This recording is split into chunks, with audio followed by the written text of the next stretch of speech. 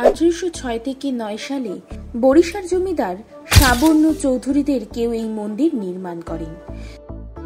মহাদেব যখন দেবী সতীর মৃত শরীরকে নিয়ে তাণ্ডব নৃত্য শুরু করেন, তখন পৃথিবীকে ধ্বংসের হাত থেকে বাঁচানোর জন্য ভগবান বিষ্ণু তার সুদর্শন চক্র দিয়ে দেবী সতীর দেহকে খণ্ড বিখণ্ড করে দিয়েছিলেন।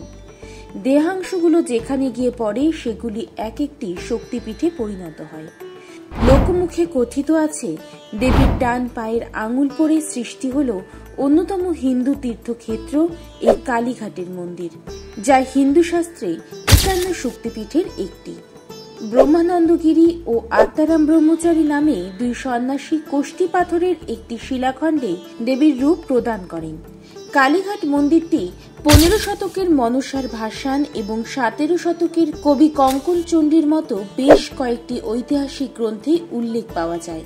প্রায় 200 বছরেরও পুরনো এই মন্দিরের মাথায় 3টি 3 কোনা চূড়ো বা স্তম্ভ আছে, যার মাঝের স্তম্ভটি বহন করেছে একটি উলম্ব পতাকা।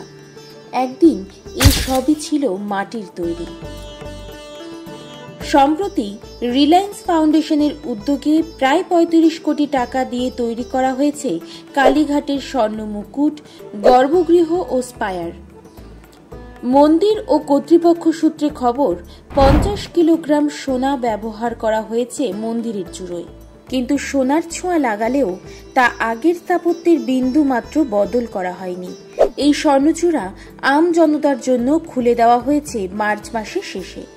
এই মুকুটটি এখন কালীঘাট গর্ভগৃহের চূড়ায় শোভা পাচ্ছে।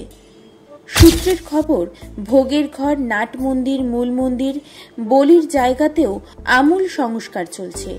সবচেয়ে উঁচু চূড়াটি সোনার পতাকা দিয়ে সজ্জিত, যা আধ্যাত্মিক গুরুত্বের প্রতীক। এই সোনার মুকুটের বৈশিষ্ট্য কিছু বিখ্যাত মন্দিরেও রয়েছে। এখানে একদিন মানুষ কেবল নিজের মনস্কামনা পূরণ করতে দেশ বিদেশ থেকে এসে ভিড় করতেন, তবে এবার থেকে সাথে মানুষের উৎসাহী মন চেয়ে দেখবে মন্দিরের সৌন্দর্য। এই রকম আরো অজানা তথ্য জানতে আমাদের চ্যানেলটির পাশে থাকুন।